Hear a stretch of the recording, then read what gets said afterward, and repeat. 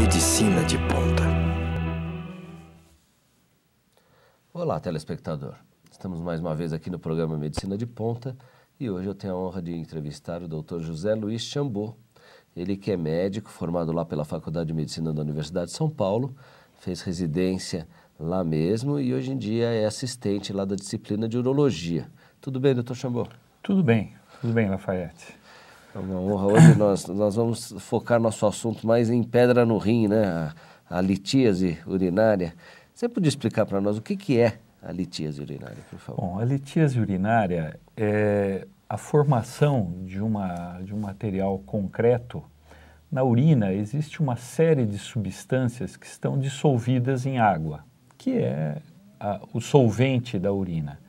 Essas substâncias, quando em algumas situações elas se concentram acima do que deve ocorrer, ela pode se precipitar. E ao se precipitar, começam a se agregar e formam estruturas endurecidas, que são chamadas popularmente de pedras. Essas estruturas, elas podem permanecer no rim, migrar e causar alguns problemas para as pessoas. Então, a concentração dessas substâncias vai depender, então, da dieta que a pessoa leva, não? Então, isso é um dado muito importante. Óbvio que depende da dieta também. Existem vários fatores que influenciam nessa concentração dessas substâncias. Sabe que, potencialmente, todos nós somos altamente predispostos à formação de cálculo urinário. Todos nós temos cálcio, oxalato, uma série de substâncias na urina que facilmente poderão se precipitar. Quer seja influído por uma dieta que exagere nessas substâncias, quer seja na diminuição da ingesta de líquido numa situação de desidratação temporária, quer seja quando existe alguma alteração metabólica, alguma alteração inerente ao indivíduo que atrapalhe a concentração dessas coisas. E aí forma-se a pedra e as suas consequências que nós conhecemos bem. Existe até, eu tenho uma irmã que tem um sítio em Montemor, e lá a água é impressionante, ela tem uma quantidade de calcária muito grande, né? Eu não sei se isso é da região, provavelmente. Essas regiões que têm essas águas com uma concentração diferente de cálcio, seria recomendável fazer algum tipo de filtração antes na água para beber? Na verdade, não. Nós temos mecanismos, desde que o indivíduo esteja normal, nós temos mecanismos de proteção a todos esses problemas. Então, nós temos fatores inibidores de cristalização, nós tomamos líquidos das mais diversas qualidades. Então, na maioria dos indivíduos, isso acaba não tendo influência. Porém, em indivíduos específicos que apresentem problemas metabólicos, esse tipo de situação pode causar algum problema. Então, é muito importante identificar esses indivíduos, que são aqueles que nós chamamos de indivíduos que têm uma doença metabolicamente ativa. Como por exemplo? Assim? São indivíduos que formam, por exemplo, 2, 3 cálculos por ano. Esses indivíduos fogem da regra. Deve existir alguma coisa dentro do seu metabolismo que predispõe à formação de cálculo. E para saber isso, tem que esperar o cálculo formar, não é que existe algum exame que a gente possa fazer para prevenir o cálculo? Então, existem esses grupos de risco que a gente chama, são indivíduos que estes sim devem ser tratados, devem ser identificados do ponto de vista metabólico.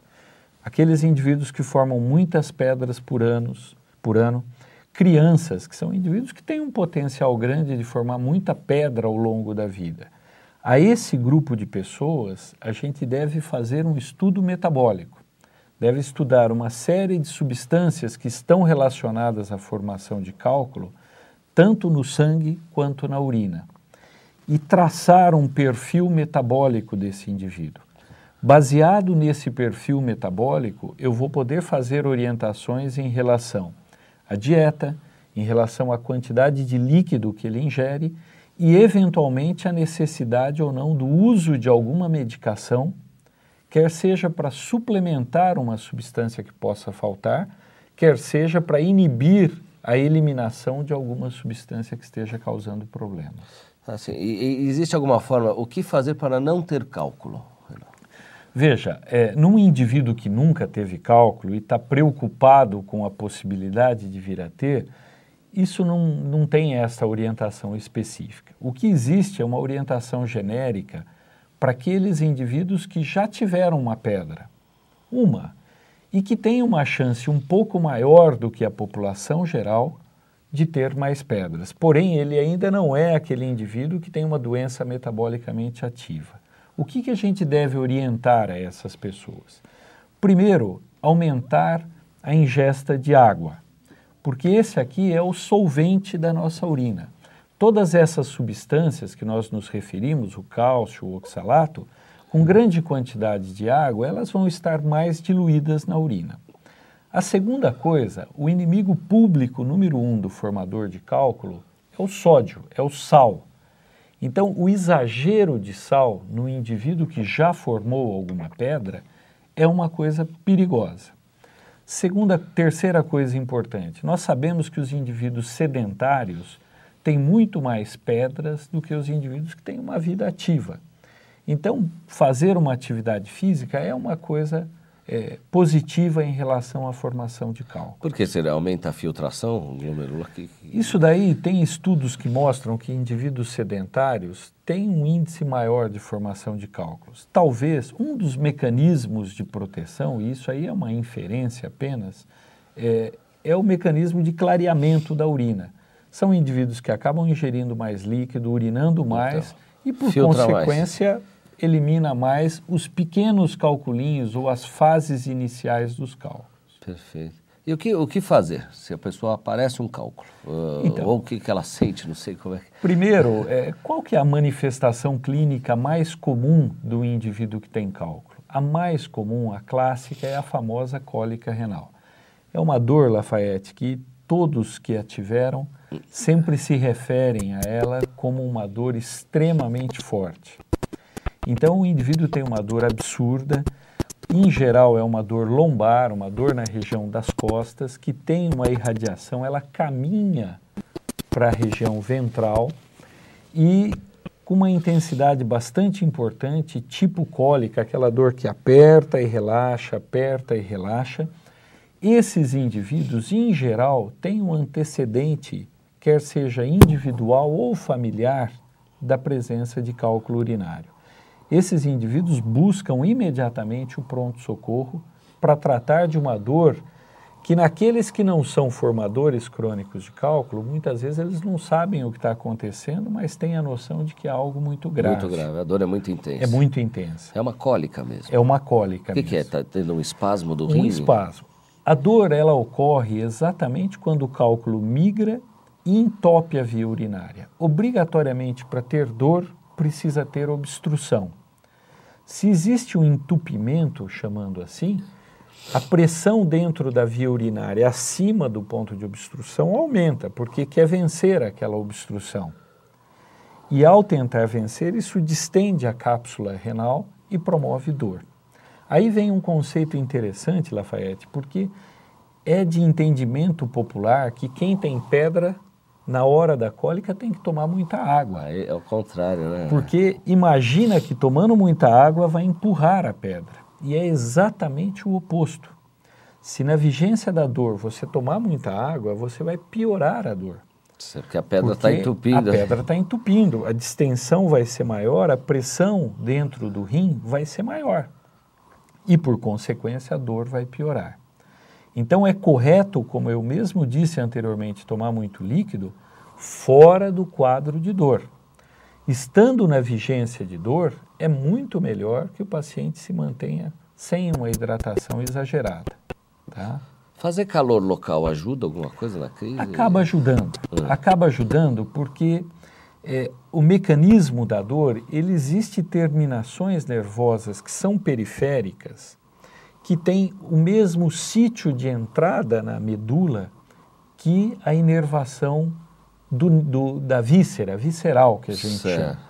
Então, por um mecanismo de contiguidade, você pode estimular, e o calor, no caso, é um estímulo positivo, contra a dor, você pode melhorar essa dor.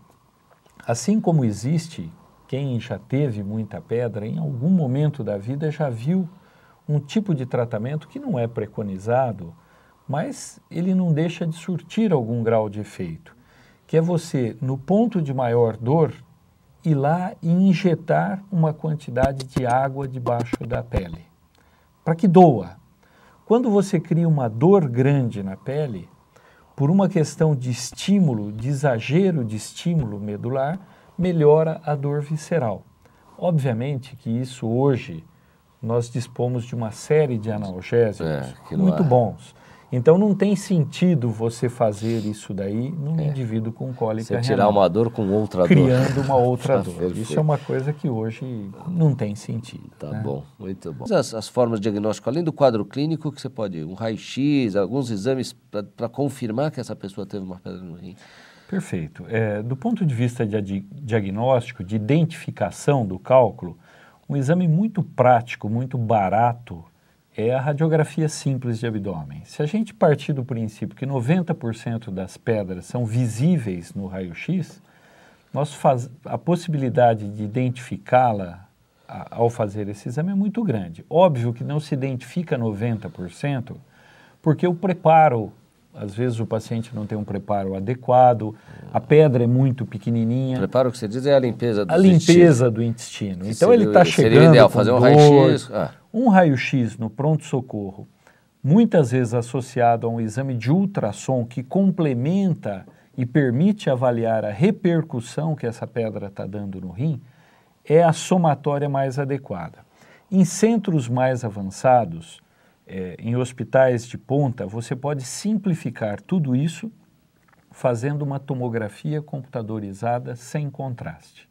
Isso te permite definir com certeza absoluta a presença de uma pedra e o grau de repercussão que existe no aparelho. A tomografia tem uma definição, se é uma pedra pequena de 1 milímetro lá, ou 2 milímetros lá. Então, as pedras muito pequenas, porque os cortes tomográficos em aparelhos avançados hoje em dia vão de 3 a 5 milímetros.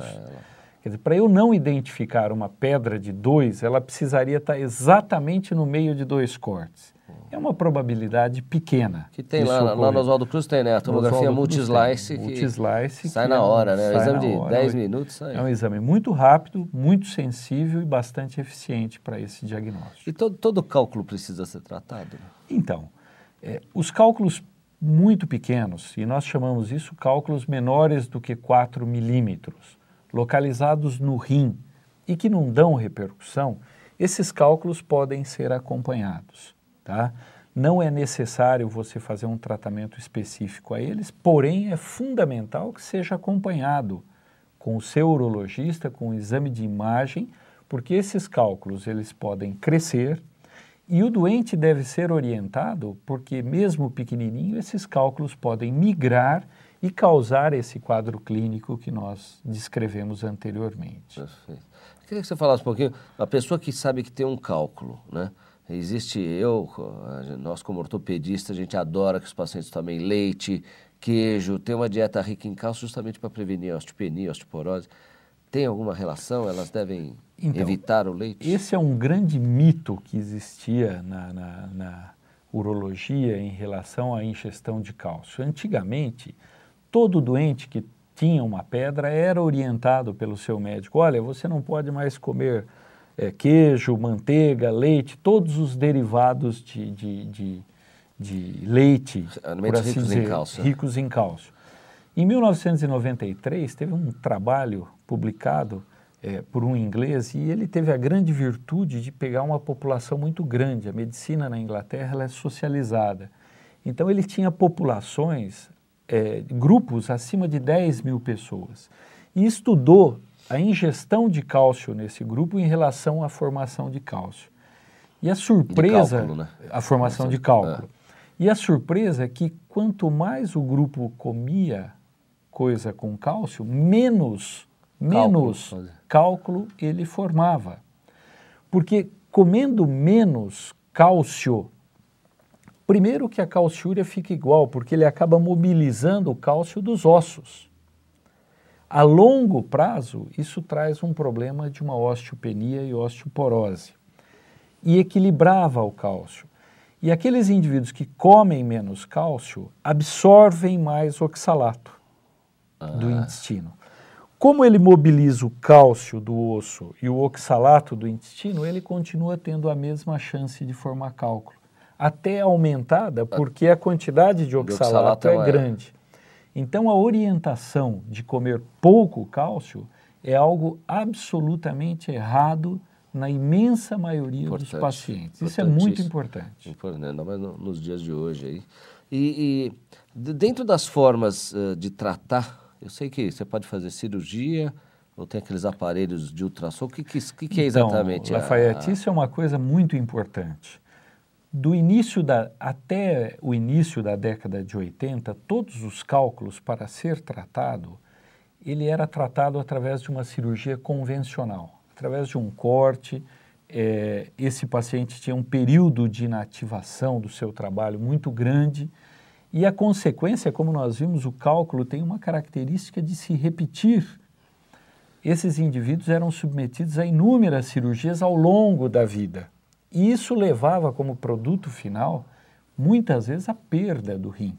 Formando cicatrizes. Formando cicatrizes, fibroses, complicações, enfim, acabava perdendo o rim.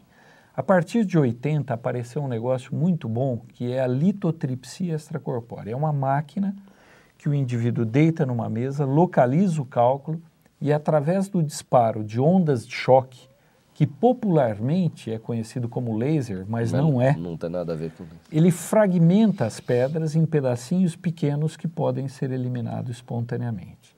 O tempo mostrou que esse método era bom para pedras pequenas. Pedras muito grandes trazia muito problema, porque descia muita pedra, entupia o rim e acabava dando outras consequências.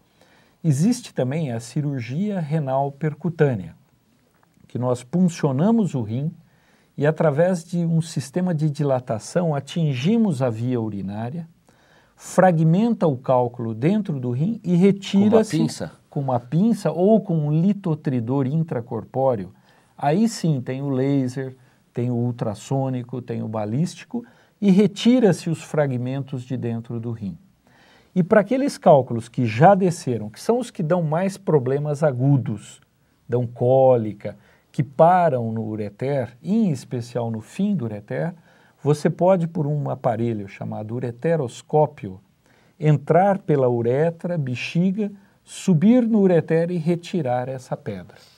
Então, esses avanços propiciaram que o indivíduo hoje tivesse um melhor tratamento dos cálculos e perdesse menos rim, perdesse menos função renal e, por consequência, não chegasse a uma possibilidade de um transplante renal ou alguma coisa assim.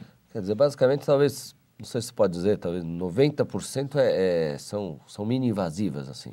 Exatamente. Hoje, são raras as situações em que nós temos que lançar mão de cirurgia convencional. A imensa maioria das vezes, isso é tratado através de procedimentos minimamente invasivos. E precisa de alguma sedação a litotripsia extracorpórea? Então, a litotripsia extracorpórea ela pode ser feita sem anestesia geral, eventualmente utilizando de algum analgésico para diminuir a dor do paciente durante o procedimento. Na hora da explosão. Na hora da explosão.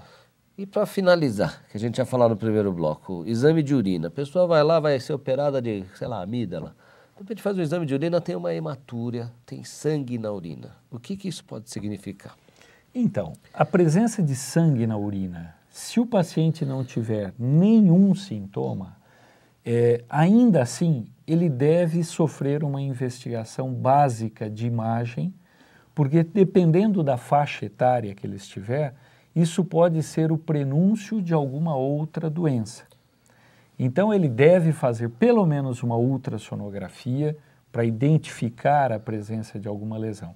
Porém, a imensa maioria das vezes, no indivíduo que tem o sangramento no exame de urina não visível macroscopicamente, na imensa maioria das vezes, isso não traduz uma doença importante. Aliás, até nos atletas é muito comum, né? Nos maratonistas. Isso é uma coisa muito frequente em função da atividade física que eles despertam. Correr essa quantidade, 42 quilômetros, é muita coisa. E ele acaba tendo a hematúria microscópica. Tá certo.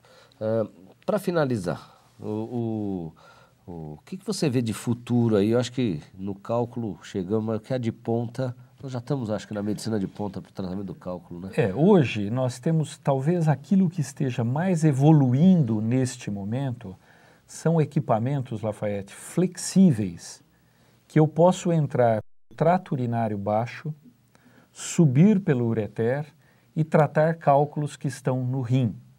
São equipamentos que hoje nós já estamos com fibra ótica. Nós já dispomos desses equipamentos no Hospital Alemão Oswaldo Cruz e esses equipamentos estão sendo aprimorados progressivamente em relação à sua durabilidade. Então hoje, cálculos pequenos situados no rim e que não tiveram um sucesso através do tratamento por ondas de choque, eu tenho a possibilidade de subir com esses equipamentos flexíveis, pulverizar esses cálculos com laser e retirar os fragmentos de dentro da via urinária. É como se fosse um endoscópio. Um endoscópio. É um igual que se faz em endoscopia. Qual é o diâmetro desse aparelho? Ele tem, em média, 6 a 7 frentes, que isso dá mais ou menos, cada frente é 0,33 milímetros. Então, ele tem em torno de 3 milímetros, mais ou menos. 3 milímetros. Exatamente. Por 3 milímetros vai a ótica, a luz para poder passar e a sonda do laser. E a sonda do laser. São 3 milímetros. Não, você nunca trabalha a pinça e a fibra do laser ao mesmo tempo. O mesmo canal que você pulveriza, depois você tira, a fibra ótica e entra. Passa uma pinça, que é uma cesta que agarra os fragmentos e os retira através da via urinária. Que coisa, né? É uma evolução muito boa. Outro dia quem veio aqui, a Valéria Cardoso, falando de radiologia intervencionista, também mostrou umas coisas incríveis, né? Isso. O Paulo Sakai, da endoscopia. Também mostrou, eu perguntei para ele o que tem de ponta, ele pegou e tirou a ponta, vai sair um robozinho lá dentro do estômago que opera e a gente está olhando com o joystick. E vai chegar na urologia também, esse robozinho. Possivelmente. Impressionante. Possivelmente. Tá bom. Muito obrigado, viu, Xambó? Muito obrigado a você, Lafayette, e a todos. Tá bom? E você querendo saber mais ou sugestões, entre no nosso site www.haoc.com.br, como você vê aí embaixo, tá bom?